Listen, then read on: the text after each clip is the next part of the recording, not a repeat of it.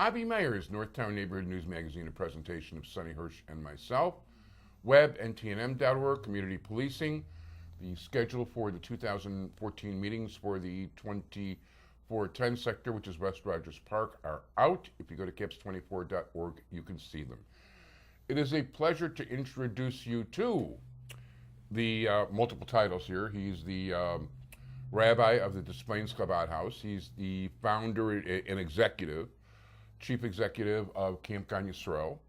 And also, in my congratulations on being the very first humanitarian award winner of the Decalogue Society's Judge Gerald Bender Award, who is somebody he has been on the show and somebody we were very fond of. And I'm talking about Rabbi Binyomin Scheiman. Rabbi Scheiman, how you doing? Fine, thank God. Thank you for having me. First of all, thank you very much. And, you know, people don't, a prison chaplain, I mean, that's such an interesting subject. In the days of Jewish Chicago in the 80s, we even ran a feature article about you, which is such a, how did you decide to do something like that? Well, it didn't come about in an ordinary way. I came here to Chicago to work as the first Chabad rabbi after Rabbi Moskowitz was here. Yeah. And he said, find things to do that don't cost money. The salary will be hard enough to raise. And within 3 weeks of me being here, a gentleman called from Crown Heights and said, can you go to the Joliet prison? I have a business associate. His son is in prison. I want to make sure he gets grape juice and he gets matzah. So that was my first introduction to prison. And then something along the way clicked, and a number of events came along where I got further involved and further involved. And as you know, the purpose, Hanukkah, obviously we light lights. Yeah. The purpose of at least the school of thought that I come from, taught by the Lubavitch Rebbe, Right. is to light lights of Jews wherever they may be. And I felt a real challenge to go to the darkest places, to go to the places where it's hardest to light. I found a real challenge, and I get a big kick out of going way down south into a maximum security prison where it's very, very depressing, seeing a man when nobody else would go, and then giving that person a bit of light and hope in their life. No, and in the, you know, when Alcatraz closed, they put it in Illinois. So that you're talking like, you know, really tight security, worst possible cases. Correct. So you get a very interesting group of people. I mean, how often do you go visit people in prisons? I would estimate that there is 100 to 125 people in the state of Illinois. That's 4 federal prisons, 25 state prisons, and up to 3 or 4 different county jails I see. This morning I actually came from the Arlington Heights police station as well. My goal is to reach every single Jewish man and woman once a month. And my son, who joined me in the work, and by the way, I named my organization after my wife of blessed memory, who passed away 7 months ago. We're now called the Hinda Institute, which is an acronym for Helping Individuals Ascend. Very nice. So one of my sons moved to Carbondale, and he visits about 15 of the prisons in southern Illinois, and I stay up over here. I have another son of mine working with the reentry program and with the families that are suffering through the entire incarceration, the children of the men and women that are away, to find avenues for them to continue living as normal as possible a life. No, that's terrific. I do know people over the course of time, you know, that have been beneficiaries of what you've done. As a matter of fact, when you used to put out a newspaper that I produced for you, there's a very interesting gentleman who was your chief assistant at the time that was very enjoyable to work with. And you know, one time I just made a like it was supposed to be a stupid joke, saying, you know, nice guy for a XX felony.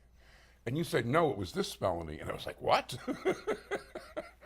But boy, he changed. I'll give you a lot of credit. Yes. How's he doing these days? All of my fellows are doing well. Yeah. They're all adjusting. I just had a very sad story this morning. That's why I have a man who's out maybe a half a dozen years now, went to yeshiva, has a beard, goes and prays, has a yarmulke, really leading a good life. And he was stopped this morning in Skokie on a traffic light, and some of his old warrants from 10 years ago were never cleaned up. So that's why I had to visit him in the lockup. Hopefully his attorney thinks he'll be able to get it all cleared out. But, I mean, he's doing well, but these things come back and haunt you years later. Yeah, so best not, don't do, what do they say? Don't do the crime if you can't afford the time or whatever. Correct. Yeah, better not to do it at all. That's for sure. Now, also, why don't you tell us also about the Chabad House in Des Plaines? Well, that's very interesting why we moved over there. Rabbi Moskowitz decided that we had many, many children from Camp Gan Israel that lived in that neighborhood. I think your brother may have been at a school out there, the Morton Grove Community Hebrew Morton School. Grove, correct. And yeah. we had many children from that neighborhood. He was the principal for a while. Correct. Yeah. And then we decided, well, we have so many families, why not have a center there, a Chabad center? Yeah. That's why I moved there. We started in my basement, and this past year, just 1 year ago, we finished a very, very beautiful remake of the entire building we have. It's stunning. It's really beautiful. Nice. And right now, we are the only remaining Jewish entity in that neighborhood. All the other synagogues have merged, have moved on, and we are there, but we're strong, and people are even moving into the neighborhood. Oh, that's terrific. And, I know myself, it's funny because I interview a lot of judges, and there's an amazingly large number of Jewish judicial candidates in and around that area. Oh, really? Yeah, we can, I'll give you some notes afterwards. But, and on top of that, and we've only got about a minute to go, actually, not even, no, we're fine. Where is the Chabad House in Des Plaines located? We're located on 9401 Margell, which is right in between Potter and D Road. And if anybody would like to know what we do with the prison program, they could go to hindahelps.com, and there's newsletters we have, there's articles I post over there. People can follow me on Twitter and on Facebook and check out where I travel throughout the state. Yeah, that's, as a matter of fact, where you re-engaged me was on Facebook, and now I only twit about the show, but I saw that you're following my twits now. Yes. Oh, and you know what? We've got about a minute here, so I also want you to talk about the camp that you founded in the area, Camp Gan Yisrael. Camp Gan Israel, actually, I did not, Rabbi Moskowitz founded it a few years before I did, but as it was growing, that was one of the initial main job I was here for, was to run the camp, and I'm glad to say it's a very successful camp. We're all over. We have many divisions of the camp. We even have now an extreme teen, 15 to 18-year-olds. They do a travel camp out west. Beautiful, beautiful program, and it's really grown over the years, and it's quite successful. It's based in Northbrook right now, the main campus. No, very nice, and as a matter of fact, I accidentally ran into your son over at Rabbi Smallshul. Yes. And I guess he's the one who's doing most of the hands-on right now? Yes, yes. And the winter camp starts in a couple of weeks for the kids during the winter break vacation. Oh, very nice. I didn't know. That's terrific. So once again, if people want to contact Camp Gan Yisrael, they would go to GanIsraelChicago.com. GanIsraelChicago.com.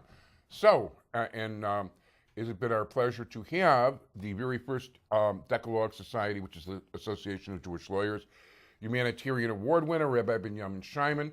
Michael Strom always speaks very highly of you, by the way, the past president of the Decalogue Society, who's running for judge right now.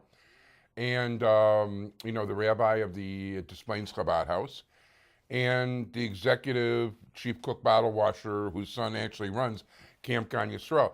If people want to contact you, they should go to rabbi@jpafil.org, and they could send me an email, or just go to hindahelps.com and push the contact button. Rabbi Binyomin Scheiman, thank you very much, and good luck in your work. You're welcome.